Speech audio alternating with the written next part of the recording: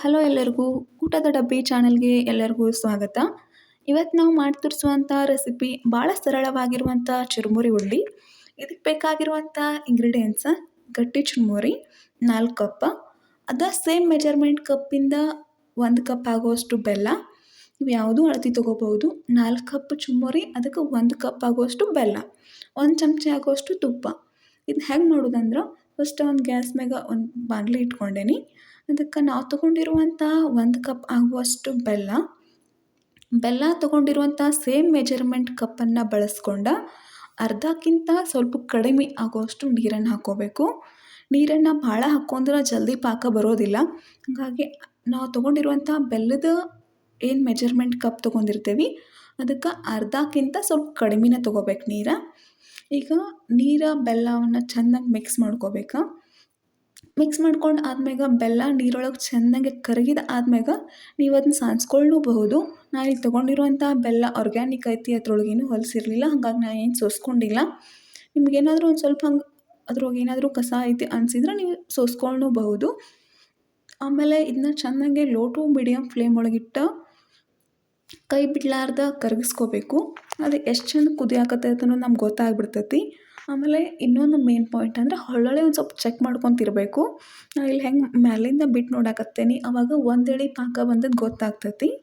ಹಿಂಗೇನಾದರೂ ನಮ್ಗೆ ಗೊತ್ತಾಗಲಿಲ್ಲ ಅನ್ಸಿತ್ತಂದ್ರೆ ಒಂದು ಪ್ಲೇಟ್ ಒಳಗೆ ನೀರು ಹಾಕ್ಕೊಂಡು ಅದ್ರೊಳಗೆ ನಾವು ಮಾಡಿಟ್ಕೊಂಡಿರುವಂಥ ಬೆಲ್ಲದ ಪಾಕವನ್ನು ಬಿಟ್ಟು ನೋಡ್ಬೇಕು.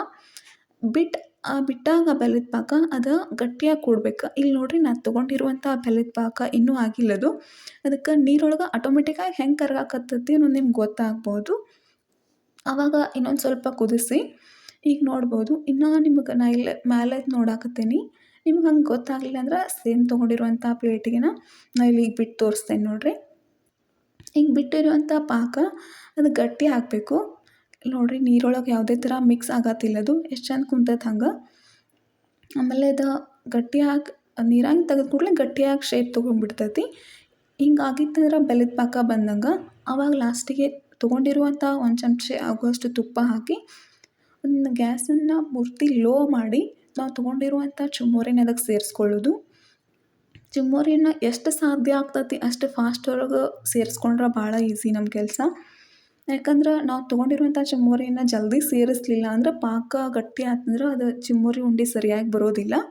ಹೀಗಾಗಿ ಅದನ್ನ ಚೆನ್ನಾಗಿ ಎಷ್ಟು ಸಾಧ್ಯ ಅಷ್ಟು ಫಾಸ್ಟಾಗಿ ಮಿಕ್ಸ್ ಮಾಡಿಕೊಂಡು ನಾವೀಗ ಗ್ಯಾಸನ್ನ ಆಫ್ ಮಾಡಿಕೊಂಡು ನಮ್ಗೆ ಉಂಡೆ ಕಟ್ಟೋದಕ್ಕೆ ಹೆಂಗೆ ಈಸಿ ಆಗ್ತೈತೆ ಹಂಗೆ ಇಟ್ಕೊಂಡು ನಾನು ಇಲ್ಲಿ ಅದನ್ನೇ ಚುರುಮುರಿ ಬೆಲ್ಲ ಎಷ್ಟು ಸಾಧ್ಯ ಅಷ್ಟು ಚೆನ್ನಾಗಿ ಮಿಕ್ಸ್ ಮಾಡ್ಕೊಂಡು ಫಾಸ್ಟಾಗಿ ನಾವು ಒಂದು ಸ್ವಲ್ಪ ಕೈಗೆ ನೀರು ಹಚ್ಕೊಳ್ಳೋದಕ್ಕೆ ಒಂದು ಬೌಲೊಳಗೆ ನೀರು ತೊಗೊಂಡೇನಿ. ಯಾಕಂದ್ರೆ ಬೆಲ್ಲದ ಬಿಸಿ ಭಾಳ ಇರ್ತೈತಿ. ಹೀಗಾಗಿ ನಾವು ಕೈಗೆ ಒಂದು ಸ್ವಲ್ಪ ನೀರು ಸವರ್ಕೊಂಡು ಉಂಡೆಯನ್ನು ಕಟ್ಕೋಬೋದು. ನಿಮಗೆ ಯಾವ ಶೇಪ್ ಒಳಗೆ ಬೇಕು, ಎಷ್ಟು ದೊಡ್ಡ ಸಣ್ಣ ನೋಡ್ಕೊಂಡು ನೀವು ಕಟ್ಕೋಬೋದು. ನಾ ಇಲ್ಲೇ ಮೀಡಿಯಮ್, ಭಾಳ ಸಣ್ಣದು ಅಲ್ಲ ಭಾಳ ದೊಡ್ಡದು ಅಲ್ಲ ಅನ್ನೋ ಶೇಪಿಗೆ ಕಟ್ಕೊಂಡೇನಿ. ಇದು ಭಾಳ ಅಂದ್ರೆ ಭಾಳ ಈಸಿ ರೆಸಿಪಿ ಐತಿ. ಆಮೇಲೆ ಪಟ್ ಅಂತ ಆಗುವಂಥ ರೆಸಿಪಿ ಐತಿ. ನಮಗೆ ಯಾವಾಗರೆ ಫ್ರೀ ಟೈಮ್ ಸಿಕ್ಕಾಗ ಒಂದು ಸ್ವಲ್ಪ ಮಾಡ್ಕೊಂಡು ಇಟ್ಕೊಂಡು ಮಸ್ತ್ ಎಂಜಾಯ್ ಮಾಡ್ಬೋದು. ಈ ರೆಸಿಪಿ ನಿಮ್ಗೆ ಹೆಂಗೆ ಅನಿಸ್ತು ಅನ್ನೋದನ್ನು ನಂಗೆ ಕಮೆಂಟ್ ಸೆಕ್ಷನ್ ಒಳಗೆ ಹೇಳ್ರಿ. ಈ ಥರ ಮಾಡ್ಕೊಂಡ್ರೆ ಮಸ್ತ್ ಆಗಿರುವಂಥ ಸೂಪರ್ ಆಗಿರುವಂತಹ ಕ್ರಿಸ್ಪಿ ಚುರುಮುರಿ ಉಂಡೆ ರೆಡಿ ಆಗ್ತಾವೆ.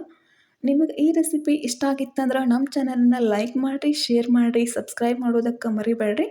ಮತ್ತು ನೀವು ಇದನ್ನು ನೋಡಿದ್ದಕ್ಕೆ ಧನ್ಯವಾದಗಳು.